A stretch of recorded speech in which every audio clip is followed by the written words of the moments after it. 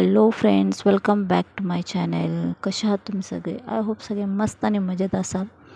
तर आज आहे मॉर्निंग, जे माझं रुटीन आहे तुमच्यासोबत मी शेअर करते. खूप बिझी असतं. सकाळी सकाळी बोललं तर सगळ्या मुलाला शाळेमध्ये सोडायचं वगैरे, आणि वाजलेले सकाळचे 5:30.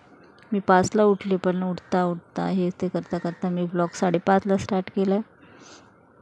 सो सगळ्यात पहिले बॉईल आहे ते बटाटे मी बॉईल करून घेतलेले आहेत रात्रीच, कारण नाश्त्यासाठी सँडविच बनवायचं आहे.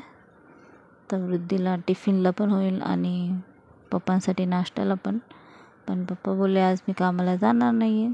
सो मी तोपर्यंत चपात्या वगैरे बनवून घेतल्या होत्या सगळ्या, पण त्या होऊन जातील दुपारी खायला, आणि नाश्ता पण ते उठल्यानंतर होऊन जाईल. सो आता वृद्धीसाठी तिला उठवायचं आणि तिच्या पाठी तयार व्हायचं, तिला तयार करायचं, हे सगळ्यात मोठं काम असतं.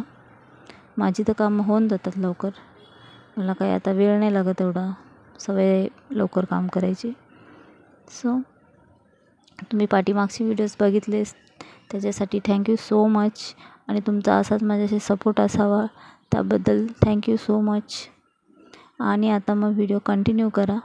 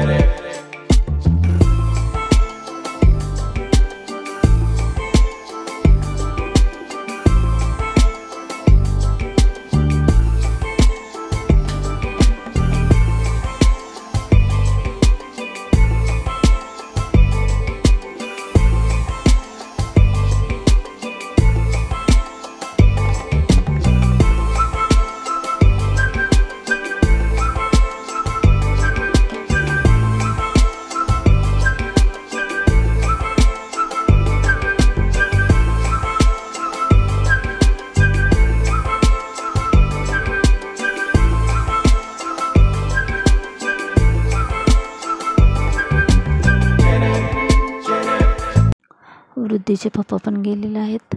आता बाकी आहे वृद्धी. आता आणि पाऊस पण येतो आहे बाहेर, आणि वातावरण बघा कसं झालं आहे.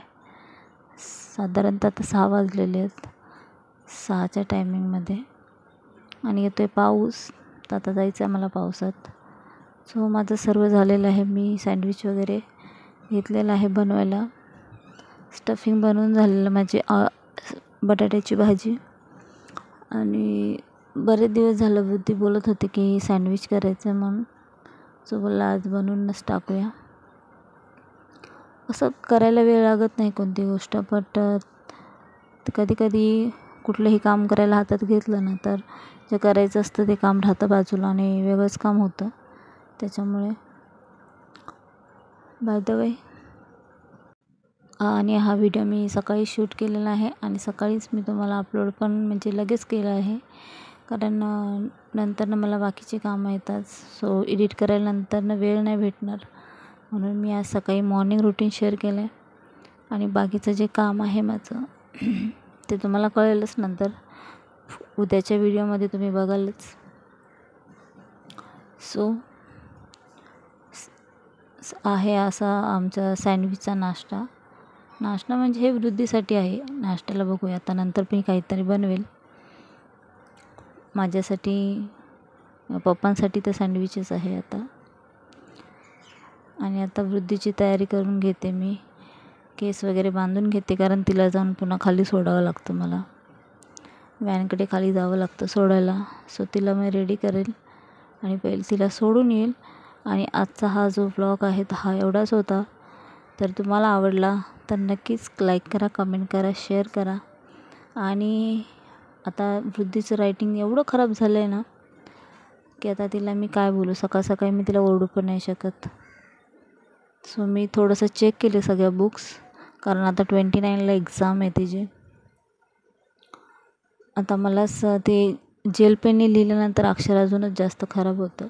तर बॉल पेननी सांगितलं तिला डेली लिहिण्यासाठी बॉल पेन यूज करायचा, कधीतरी जेल पेन यूज करायचा. जेव्हा काहीतरी कॉम्पिटिशन वगैरे असेल तेव्हा. पण ती डेली यूज करते त्याच्यामुळे तिचं हँडरायटिंग जास्त खराब झाले. कारण डेली काय आपण एवढं नॉर्मली हळूहळू नाही लिहित, खूप रायटिंग असतं. तर 5वीला गेले तर मुलांना रायटिंग खूप जास्त असतं, तर तिचं हँडरायटिंग जास्त खराब झाले. बाकी तर तिने केलेलं आहे. आणि एकदा मला बॅग पुन्हा चेक करावी लागते, कारण ती बॅगेत एवढं सामान घेऊन जाते ना, टाईमटेबलच्याहून जास्त सामान असतं बॅगेमध्ये तिच्या. आणि ती त्याच्यामुळे काय होतं, वजनाने पूर्ण वाकून जाते. त्याच्यामुळे मला जावं लागतं खाली सोडायला. सो मी अशाच प्रकारे आता तिला जाऊन सोडून येते. आजचा व्लॉग एवढाच होता. आवडला तर लाईक करा, कमेंट करा, शेअर करा. चॅनलवर नवीन असेल तर फॉलो करू विसरू नका. आणि भेटूया नेक्स्ट व्लॉग. तोपर्यंत बाय बाय, टेक केअर.